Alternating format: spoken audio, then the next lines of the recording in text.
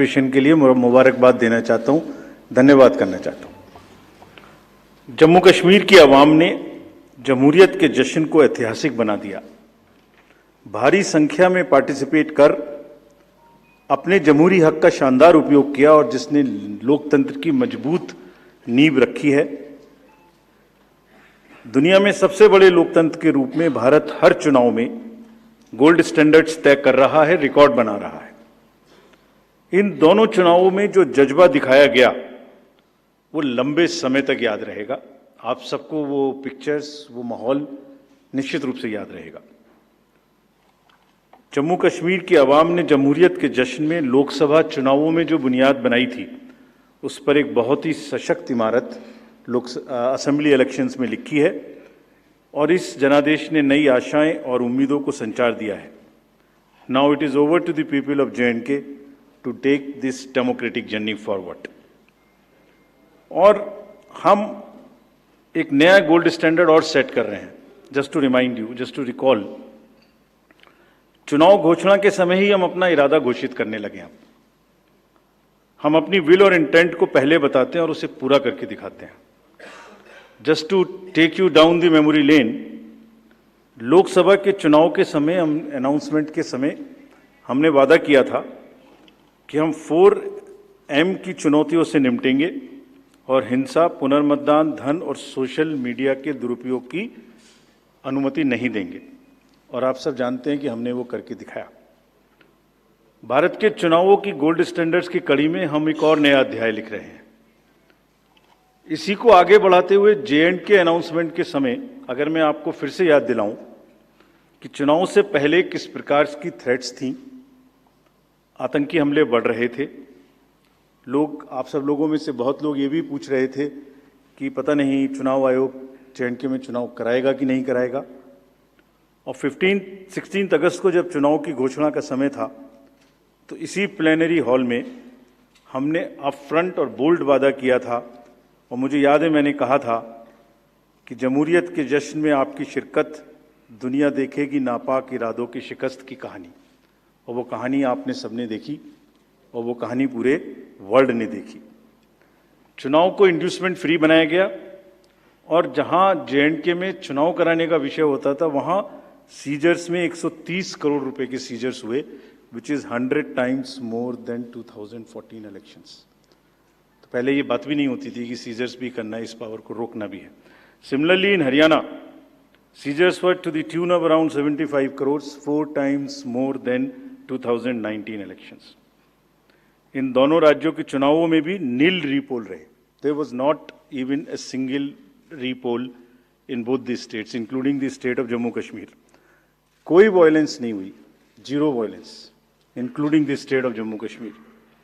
एक भी लाठी नहीं चली, एक भी गोली नहीं चली। आप सब इस बात के गवाह हैं। आपने देखे शिकस्त के नजारे। And let us give an ovation to the voters of Jammu Kashmir and Haryana. चुनाव दर चुनाव घटती हुई हिंसा, बढ़ती भागीदारी, रिकॉर्ड सीजर्स, मतदाता बिल्कुल स्पष्ट संदेश दे रहे हैं that they have full belief, they are very participative in the electoral process। लेकिन कोई बात नहीं, फिर भी अगर मुझे याद आए तो कुछ तो लोग कहेंगे लोगों का काम है कहना। हम उसके बिना चिंता किए आगे बढ़ते हैं, अपना काम सशक्त तरीके से करते हैं, ये आपको विश्वास दिलाते हैं। So friends, now we come to Maharashtra and Jharkhand, जहां पर अब उत्सव का समय है। हाल ही में हमने झारखंड और महाराष्ट्र में विजिट की थी और वहाँ पर political parties, DOs, SPs, IGs, commissioners, enforcement agency सबके साथ बैठक की थी और पूरे व्यवस्था को समझा और उसका रिव्यू किया था। So before we come to the schedule, let me share some basic information about these two states with you. Total districts in Maharashtra 36 with 288 assembly constituencies, of which 234 are general, and scheduled tribes constituencies 25 and SC constituencies 29. Term of the Assembly of the Maharashtra is ending on 26 November 2024. If we talk about the number of electors in Maharashtra, they are 9.63 crores, 4.97 crores male and 4.66 crores female voters. Young voters की संख्या जिस पे काफी जोर दिया गया था SSR में 1.85 करोड़ और उसमें से 20.93 lakhs are first time voters of 18 to 19 age group. If we tell you about the polling stations in Maharashtra, there are total 1,186 polling stations and at 52,789 locations. Urban being 42,604 and rural being 57,582. इस बार भी हम PWD managed booths बनाएंगे, women managed booths बनाएंगे महाराष्ट्र में भी. Model PSS की संख्या 530 रहेगी. अगर झारखंड में की चर्चा करें तो टोटल डिस्ट्रिक्ट्स की संख्या है 24, टोटल असेंबलीज 81, जिसमें से जनरल 44, एसटीज 28 एंड एससीज 9. झारखंड की असेंबली का टर्म 5 जनवरी 2025 को कंप्लीट हो रहा है और अगर झारखंड में इलेक्टर्स की बात करें तो 2.6 करोड़ वोटर्स, जिसमें 1.29 crore female and 1.31 crore male. First time voters between 18 to 19 years are 11.84 lakh and 66.84 young voters in Jharkhand also. In the number of centenarian voters is 1,706 and 3.67 lakhs PWD voters plus 1.14 lakh voters are of the age of 85 and plus in Jharkhand. If I give you an overview of polling stations in Jharkhand, पूरे polling stations की संख्या होगी 29,562 और जो कि 20,221 locations पर फैले हुए होंगे. अर्बन संख्या वहां कम है 5,042 और रूरल परिवेश ज्यादा है, इसलिए रूरल बूथ्स की संख्या होगी 24,520. यहां पर भी women managed booths, youth managed booth, PWD managed booths बनाए जाएंगे. एवरेज वोटर्स की संख्या पर booth is 881. Particularly vulnerable tribal groups पे जैसे मैंने पहले भी आपसे चर्चा की है, कमीशन का उनको एनरोल करने के लिए, उनको एम्पावर करने के लिए बहुत एम्फेसिस है. महाराष्ट्र में 3 पीवीटीजीज हैं, कटकरी, कोलम एंड मारियागौंड, और झारखंड में 8 पर्टिकुलरली वल्नरेबल ट्राइबल ग्रुप्स हैं जिनकी आबादी 1.78 लाख है. उसमें असुर, बिरहोर, मालपाड़िया, पहाड़िया, सौर्या, पहाड़िया, बिरजिया, कोवार एंड सावर, इन सबका लगभग 100% एनरोलमेंट इलेक्टरल रोल में किया गया है. सभी डीओज ये कोशिश करेंगे कि जो भी बूथ्स इनके यहाँ बने वो बहुत सहज इनके ही परिवेश में बने और इस तरह की स्वीप एक्टिविटी करें कि वो सबके सब अधिकतर मात्रा में अपने मतों का प्रयोग कर सकें. मैं फिर से रिपीट करना चाहता हूं कि सभी पोलिंग स्टेशंस पे एश्योर्ड मिनिमम फैसिलिटीज होंगी.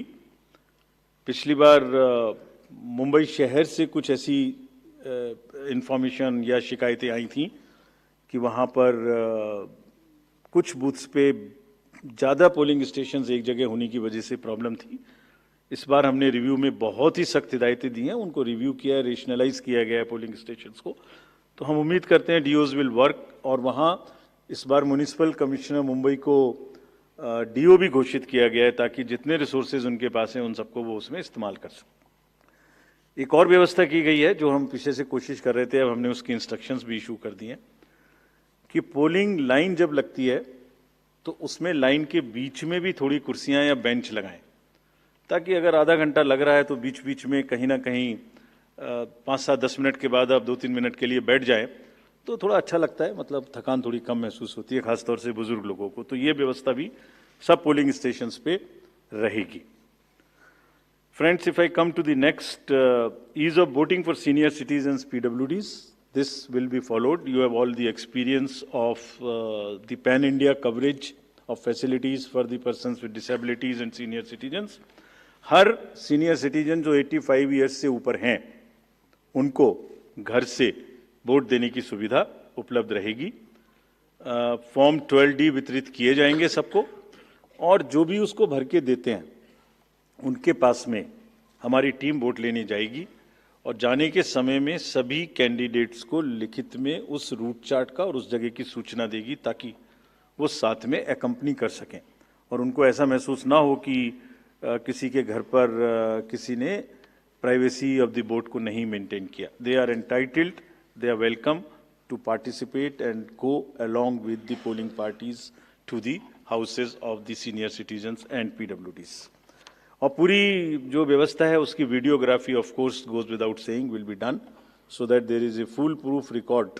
वैसे भी पूरे चुनाव में आप जानते हैं कि कोई भी प्रक्रिया ऐसी नहीं है जिसमें वीडियोग्राफी ना होती हो, जिसका रिकॉर्ड ना रखा हो, सो दैट जहाँ पर कैंडिडेट्स पार्टिसिपेट ना करते हो और जहाँ पर वीडियोग्राफी ना होती हो। So every process of this can always be checked and seen. जैसे क्रिकेट में एक्शन रिप्ले होता है, तो अगर वहाँ गेम के समय एक्शन रिप्ले नहीं हो सकता, तो बाद में हर जगह हर प्रोसेस की वीडियोग्राफी को देखा जा सकता है। इसी प्रकार से जो नेक्स्ट अगर मैं आपको बताऊं, तो जो टेक्नोलॉजी है उसका हम फिर से बहुत यूज़ करेंगे। वोटर हेल्पलाइन ऐप में सभी वोटर्स अपनी सारी डिटेल्स देख सकते हैं। वो कहाँ मतदाता सूची में कहाँ नाम है, कहाँ फैमिली टुगेदर है, कहाँ उनको पोलिंग स्टेशन है, वो सब चीज़ देख सकते हैं। C vigil of course we have been very enthused. जैसे लास्ट पार्लियामेंट्री इलेक्शन में हमारे 10,000 करोड़ के सीजर्स हुए, जैसे मैंने अभी बताया J&K एंड हरियाणा में भी रिकॉर्ड सीजर हुए।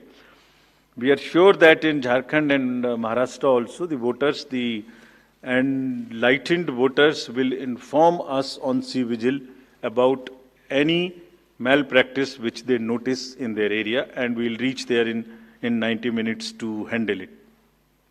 सभी कैंडिडेट्स जिनकी क्रिमिनल बैकग्राउंड है, उन्हें अपनी सूचना देनी पड़ेगी 3 बार पेपर्स में, और सभी voters as a matter of right can see on our app which is KYC Know Your Candidate. हमने जो मीटिंग्स, मैं आपको सिर्फ सारांश में ये बताना चाहता हूँ कि जो मीटिंग्स हमने झारखंड और महाराष्ट्र में की, तो डीओज स्टेट एजेंसीज को बहुत ही सख्त हिदायतें दी हैं। मतलब बहुत ही सख्त मीन्स बहुत ही सख्त, कि वो हर तरीके से फ्री एंड फेयर इलेक्शंस कराएंगे, हर तरीके से लेवल प्लेइंग फील्ड को एस्टेब्लिश करेंगे। उनको ये स्पष्ट बताया गया है कि किसी भी पदाधिकारी के विरुद्ध अगर ऐसी सूचना आती है और ये प्रमाणित होता है कि उन्होंने कोई भी कार्य ऐसा किया जिससे लेवल प्लेइंग फील्ड डिस्टर्ब होती है, एक पार्टी को पक्ष एक पार्टी को नुकसान, तो very stern action will be taken against them. This has been very very clearly told to everyone. किसी भी तरीके का प्रलोभन, वही 4 M's जो पहले हमने बात की थी, मनी का डिस्ट्रीब्यूशन, फ्रीबीज का डिस्ट्रीब्यूशन, शराब का डिस्ट्रीब्यूशन, ड्रग्स का distribution will all be under strict watch. All airports, all landings of the aircrafts in the field will all be checked. There would be extensive polling, the checkposts on the borders of the interstate for checking interstate movement. और कहीं से भी multi disciplinary teams वहाँ बनाने के लिए कहा गया है, यानी जिसमें एक्साइज भी होगा, पुलिस भी होगी, जीएसटी भी होगी, ट्रांसपोर्ट के भी लोग होंगे, ताकि वो 24/7 उनकी चेकिंग कर सकें। और साथ में ये भी हिदायत दी गई है कि चेकिंग का मतलब ये नहीं है कि कॉमन सिटीजन को कोई भी हैरेसमेंट होना चाहिए। That precaution must very very carefully be taken about all of them. सभी पोलिंग स्टेशंस 2 किलोमीटर के अंदर हों। किसी भी कंट्रोल रूम्स की स्थापना होगी हर डिस्ट्रिक्ट में, so that they can handle the social media narratives if there is anything which is wrongly being conveyed. ये सब का सब वहाँ पर निश्चित रूप से व्यवस्था होगी। सारांश में if I summarize everything before coming to schedule, I would like to say that चुनाव लोकतंत्र का ऐसा त्योहार है और ऐसा उत्सव और पर्व है जिसमें सभी वोटर्स की भागीदारी बिल्कुल आवश्यक है, वांछनीय है, आवश्यक है, रिक्वेस्टेड है. We appeal to everyone to come and vote in large numbers in these elections also. साथ ही सभी राजनीतिक दल, सभी कैंडिडेट्स से भी अनुरोध है कि पूरे नियमों का पालन करते हुए कैंपेनिंग के दौरान निर्भय होकर कैंपेनिंग करें. लेवल प्लेइंग फील्ड एस्टेब्लिश करना हमारा काम है, लेकिन उसको वायलेट ना हो, उसमें कोई एक्सेसेस ना हो, ये उनका भी काम है. Now I come to the schedule for Maharashtra. This will be in single phase. The notifications, date of notifications are in front of you. 22nd October would be date of notification. Last date of making nomination would be 29th October. Scrutiny on 30th October. And last date for withdrawal 4th, and date of poll in Maharashtra would be 20th 11. Counting would be on 23rd 11 24, and you will notice that date of poll is Wednesday. This is deliberately, which lot of scheduling, whatever goes into scheduling, we have tried that it is midday so that issue of urban apathy is handled. And in case of urban apathy, we are really very concerned. We want to make appeal through you to all our esteemed voters in the urban areas to please come and vote. It's not a healthy trend which is reflected. If I give you a brief of what is happening across the elections in the urban apathy, we will share this slide with you. If you look at various states, you look at Gurgaon, you look at Faridabad recently. Last elections, you look at Jubilee Hills, Hyderabad. You look at Bangalore South. You look at Gujarat, Gandhigram, Kolaba, Mumbai City, Pune, Thane, all are much below the state averages of each state.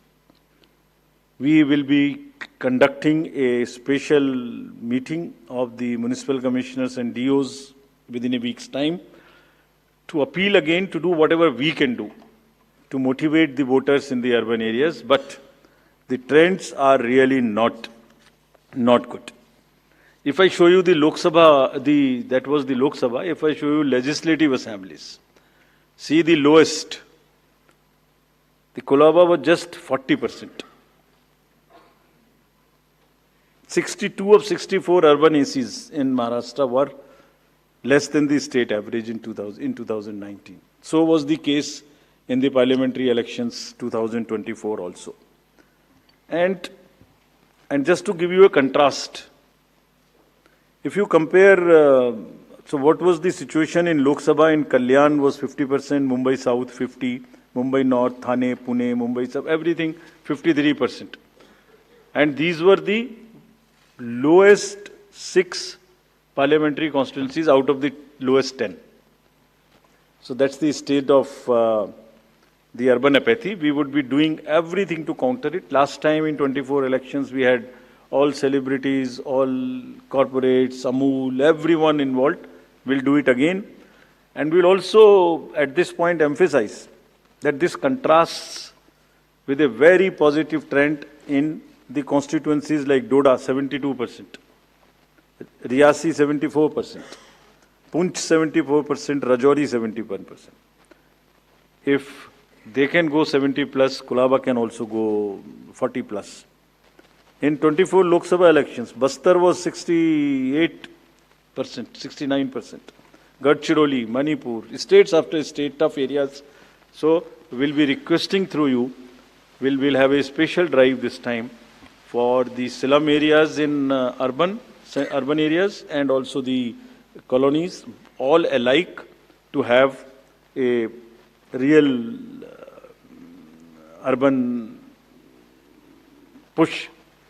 I do not want to name a specific thing, but there are booths in Faridabad and Gurgaon in the recently held elections. And they are the poshest places where voting has been around 20%.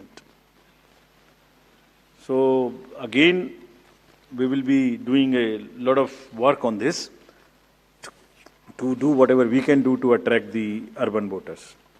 Now, friends, coming to Jharkhand.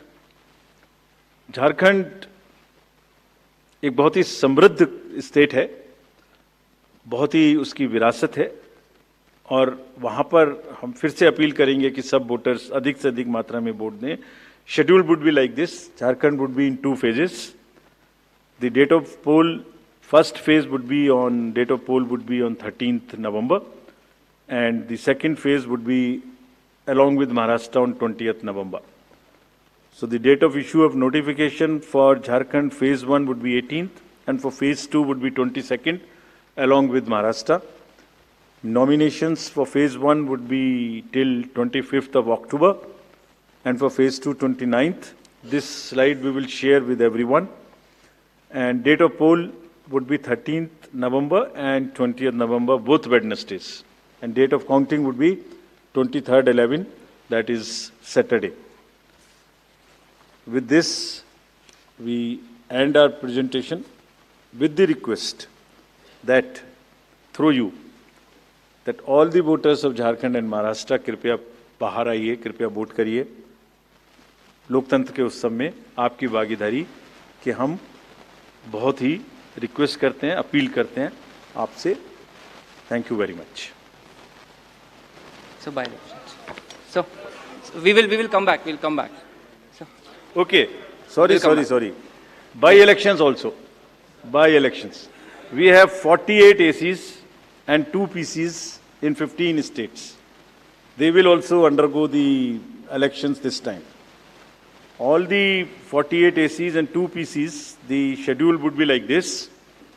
All the except 1 AC and 1 PC, where because of the festivities in some region, all 47 ACs and 1 PC of Kerala would undergo the election along with the phase 1 of Jharkhand.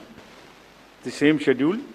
13th November would be date of poll, and only for 2 ACs, one for assembly and one for parliament. That is Kedarnath in Uttarakhand, because on 12th there is gazetted holiday and dispersal of the parties takes place on that day. Therefore, it is on 20th. And similarly for Maharashtra, except that everything would be during the first phase. Thank you very much.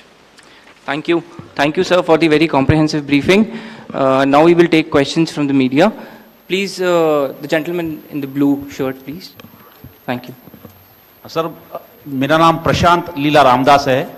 मैं news 18 लोकमत से हूँ, और मेरा एक सवाल इस तरह का है कि कांग्रेस ने डिमांड की थी जो वहाँ के पुलिस महासंचालक है रश्मि शुक्ला, इनको हटाने को लेकर, इसको लेकर आयोग क्या सोच रहा है और उस पर क्या निर्णय होगा? Question from that side also. From the pink shirt, second row, Mr. Shailesh Yadav.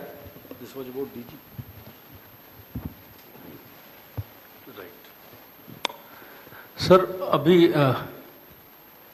Sir मैं शैलेश यादव ANI से.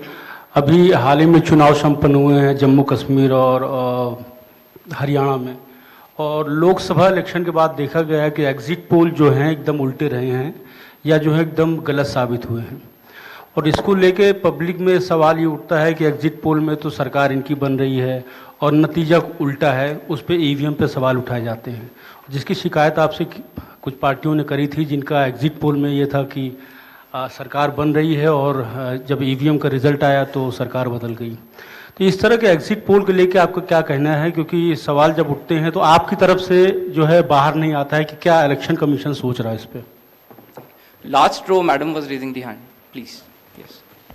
So just wanted a clarification for the assembly constituencies and parliamentary constituency by polls. So it's Wayanad and Nanded, the 2 parliamentary constituencies voting, right?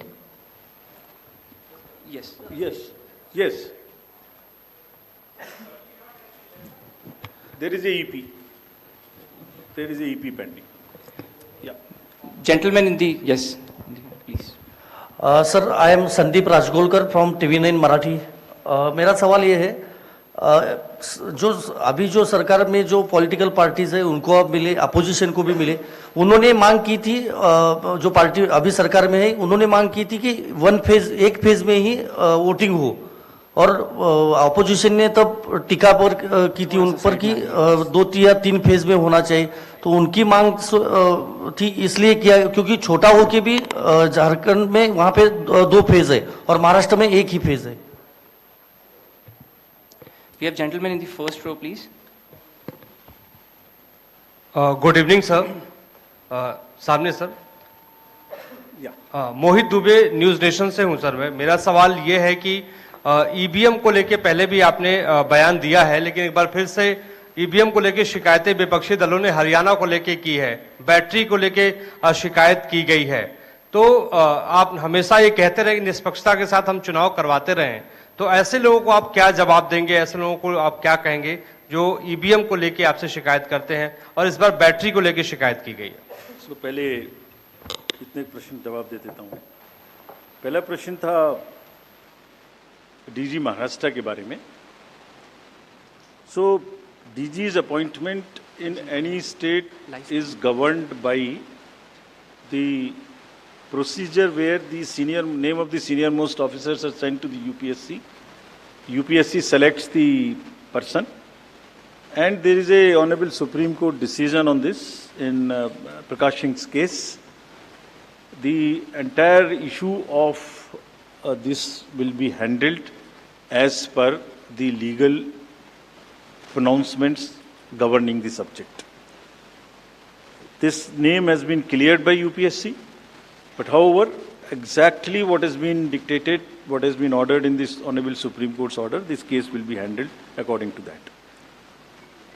Somebody asked about 2 phases in Jharkhand and 1 phase in Maharashtra. Do you remember how many phases were in Jharkhand last time? 5. And now you are asking about 2 also. There are factors in Jharkhand which are about the Naxal areas and others. There are concerns, therefore there are 2, and Maharashtra was 1, which is 1. Exit polls. Actually, I didn't want to touch this subject, but since you are asking.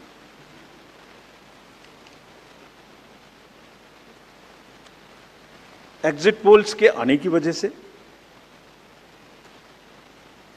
Exit polls के एक expectation set करने की वजह से एक बहुत बड़ा,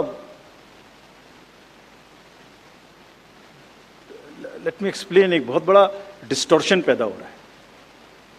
ये आप सब लोग यहाँ हैं, ये एक आत्मचिंतन का और आत्ममंथन का भी विषय है प्रेस के लिए, खासतौर से इलेक्ट्रॉनिक मीडिया के लिए।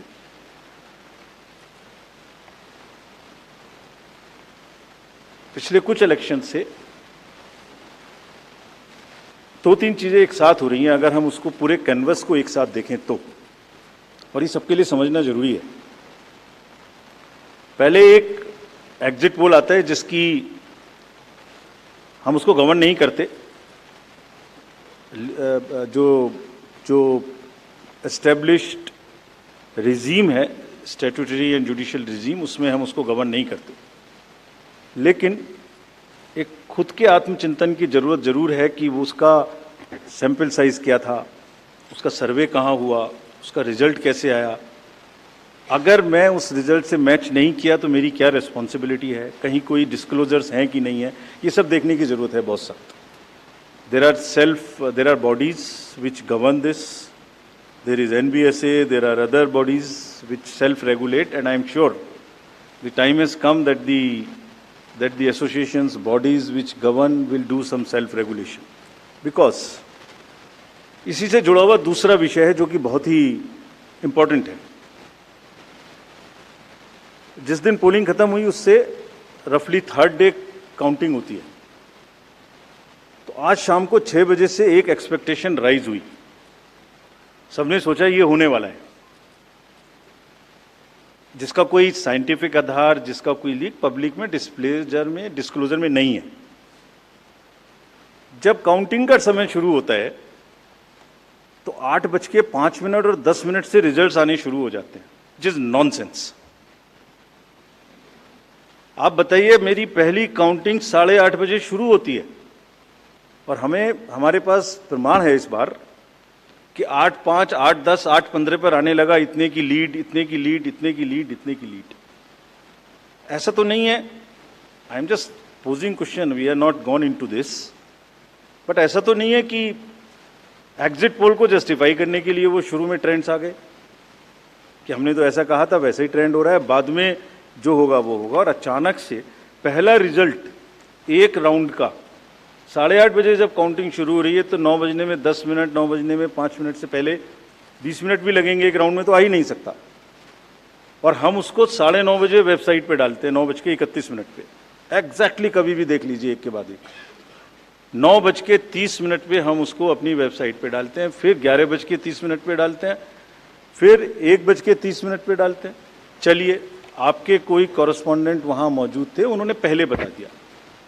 प्रोसेस काउंटिंग में रिजल्ट को स्क्रीन पे दिखाना पड़ता है, एजेंट के साइन लेने पड़ते हैं, ऑब्जर्वर से जस्टिफाई कराना पड़ता है, तो ऑफिशियल साइट पे आने में आधा घंटा लग सकता है। लेकिन 9 बजे से 9 बजने में 10 मिनट से पहले कैसे आते हैं? और उससे क्या होता है, एक तो एक्सपेक्टेशन है एग्जिट पोल्स की, उसके बाद 8:45 बजे तक मैंने दिखा दिया उसी के मापदंड से कि वो लीड कर रहे हैं लोग। तो वास्तविक रूप से जब वो एक्चुअल रिजल्ट्स आने शुरू होते हैं तो एक मिसमैच होता है, and that mismatch is also giving this can lead to serious issues sometimes. Even the gap between expectation and achievement is nothing but frustration. So ये एक विषय ऐसा है जिस पर हम तो नहीं, हमारे हाथ बंधे हुए हैं, लेकिन एक कुछ ना कुछ मंथन की, कुछ ना कुछ, एंड आई एम श्योर जब जब इस देश में, जब जब कंट्री में इस तरीके की जरूरत होती है तो एक सेल्फ करेक्शन हो जाता है। तो सभी रिस्पॉन्सिबल लोग इसका सेल्फ करेक्शन जरूर करेंगे, I am sure about it. EVM के बारे में आपने फिर से पूछा।